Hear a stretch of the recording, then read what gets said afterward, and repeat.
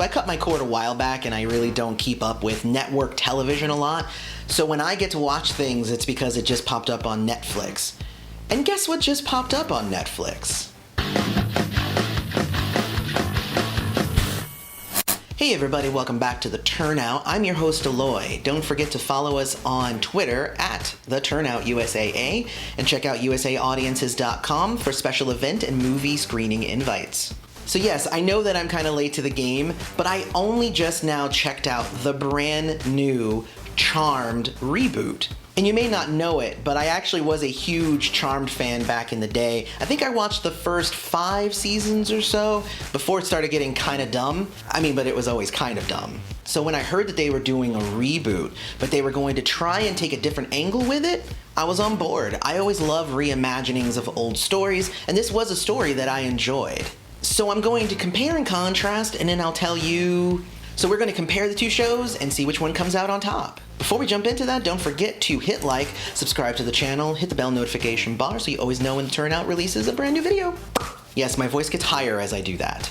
So the first category is comparing the witches themselves. This seems like the obvious way to go ahead and start the comparison. So in the old version, we have Piper, Prue, and Phoebe. And yes, I even used Paige in the thumbnail, but Paige and Prue as characters kind of take up the same space. So Piper could freeze time, Phoebe had visions of the future, and Prue could move things with her mind. Pretty cool collection of powers, and I like the actresses themselves. They did a good job. They did run it for a very long time, so eventually they got even better at playing their characters. In the beginning they were a little stilted, but I think that was more the 90210 flavor of it all than the actresses themselves. I think they did a good job. In the new version, we have Melanie, Macy, and Maggie. So you see that they're still sticking with the naming structure. It was all P's at first, now it's all M's, so there's that connection to the old show. Melanie is the middle child and can stop time, so that stays. Macy is the oldest sister, and she has telekinesis, so that sticks. But Maggie, who is the youngest sister, instead of being able to have visions of the future, now if she touches somebody, she can read their minds, which does kind of give a new angle that they can take with the show, and I kind of dig it actually. It makes her power less of a plot device and more of an interesting thing that she can explore as a character. So when comparing the two sets of sisters, I think I'm going to give it to the new show. I think it's pretty much just better all around. Not only are the new sisters from a Hispanic background, which kind of adds a little bit more culture to the show that they can kind of use to propel the story forward, but also I like the fact that these sisters seem a little bit more well-defined, as opposed to the old show where their age was kind of who they were. Prue was the oldest, Piper was the middle, Phoebe was the youngest. And now you have Macy, who is the oldest, but is also a scientist. You have Melanie, who, yes, she's the middle child, but she's also an activist. And you have Maggie, who, yes, is the youngest, but she's also insecure and a college student, and she's doing a lot of things. I feel like the old show was really just, I'm the oldest, so I get to be overbearing. I'm the middle one, so I care about everybody. I'm the young one, so I don't know anything. It played on the stereotypes. I feel like they're taking the extra time to really flesh these sisters out this time around. So point goes to the new Charmed. So as for the side characters, you have a few, but they are changed from the old version, which I actually really like. First, let's talk about Harry, the White Lighter, who takes the place of Leo from the original show. I really dig him. He's kind of a stuffy old guy from the 40s and 50s. He's got the accent. I really dig the way that they're making his character an interesting part of the show.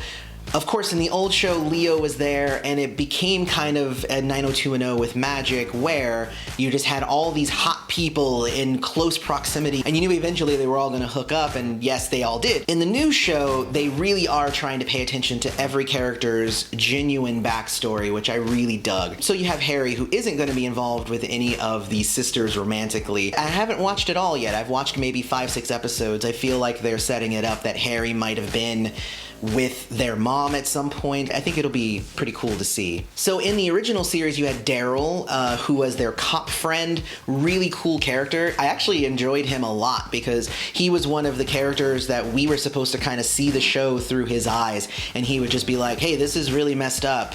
And everybody at home would be like, yeah, it's really messed up. In the new show, Melanie's girlfriend is the cop, so they actually still kept that connection where there's an outside police influence in the show where there's always somebody who's going to be kind of poking around and seeing if they can find out what's going on with the sisters. So I really dig that. I liked that in the original show, and I also like it now. I don't know if I like the romantic portion of it. I think I preferred Daryl to the new character because I think now there's too many emotions kind of tied up in it all, whereas before it was friends. And I don't think everybody needs to be hooking up with everybody, but maybe now, since they're not hooking up with the white lighter, that's why they're hooking up with the cop. Who knows? And the third character who was introduced so far was actually, in the new version, their mom. And it took a while before they used their mom in the original series. Before then, it was just Grams, and it was always their grandmother who had left them the house and all that stuff. And I assume that they're going to end up bringing the mom back in the new series as well, like they did in the old one.